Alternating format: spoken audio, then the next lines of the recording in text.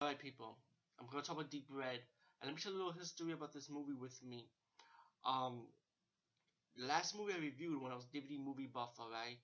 Back in the early days when I started YouTube doing movie reviewing things, right? Um, this was my last movie I reviewed in that era, and what happened was I never saved the video, and I was so sad because I had a great review on it, and I did not reveal who the killer was, by the way. But again, no spoilers because let me just say when you talk about the giallo movies, you don't want to tell people who the killer is because it's gonna take away the people's experience from the movie.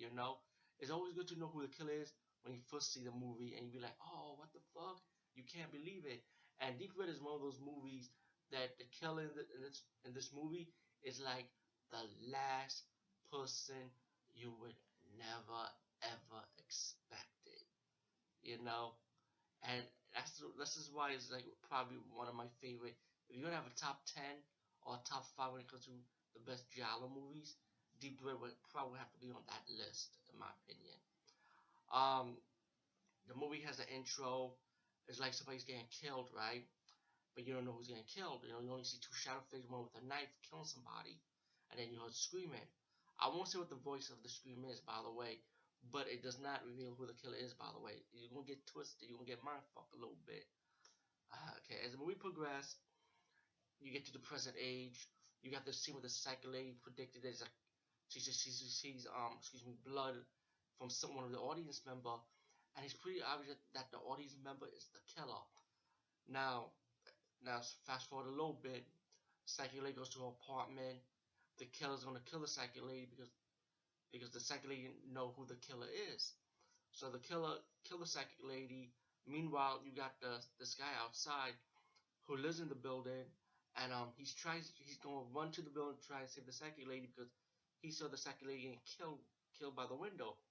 Once he got into the apartment, it was too late. The lady's already dead. So the police comes over doing the investigation, and you trying to find out what's going on. And guy who's like a pianist, he plays piano, he teaches music pretty much. Um, he's like he doesn't know like who the killer is pretty much. So as the movie fast forward, he ends up starting his own investigation to find out what's going on, who the killer is, with the help of the reporter.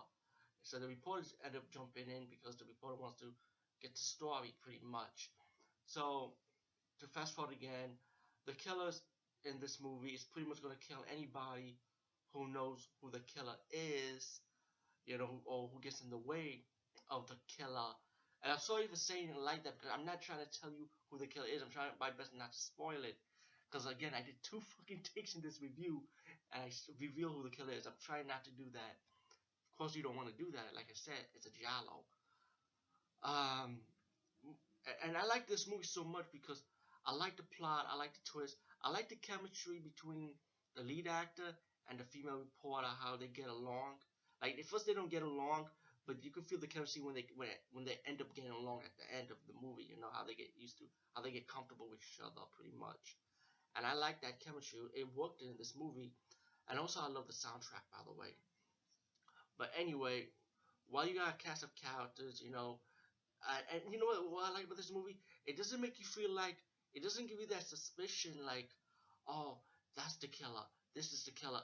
Deep Red. That's how good this movie was because Deep Red is like it doesn't show you who the killer is. Like it's hard to take a guess who the killer is. You won't even know. But I tell you, when this movie gets to the fucking ending, and I guarantee you, it's going to be the person that you at least expected, that you would not expect who the killer will be. And that's how good this movie is because it doesn't, like I say, it doesn't give you that suspicion that, oh, you the killer, you that killer. It doesn't give you that suspicion. That's how, again, it's amazing how this movie operates. Out of all the giallo movies I've seen, and out of all the slasher movies I've seen in the horror genre or the giallo drama style of the talent killing movies, murder mysteries type of movies, it's like you can always say, oh, that, like, point fingers. But this movie is hard to point fingers. You won't know. But anyway, I want to try to progress a little bit more. The piano guy, the lead hero in this movie, he ended up like doing his own investigation. he comes across this house and he starts breaking the wall down a little bit. He knows that one of the in the picture in the house that it was missing a window. He ends up finding like a dead body in the house. He ends up finding like a drawing in the house. It's pretty obvious that the killer probably drew what the killer saw, an image that the killer saw. Um, Again, I don't want to spoil too much, but when it gets to the grand finale, you are gonna be like, "Oh shit, what the fuck?" Deep Red. Just to fast forward now, Deep Red is a must see. You have to see this movie. I recommend it. I highly recommend it with confidence. Okay, I'm not saying that as an opinion. I'm not saying that if you have to or if you want to.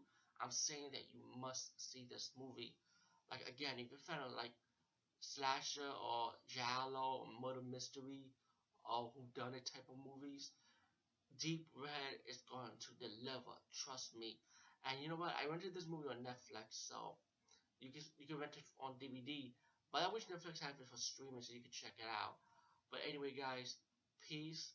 See you later.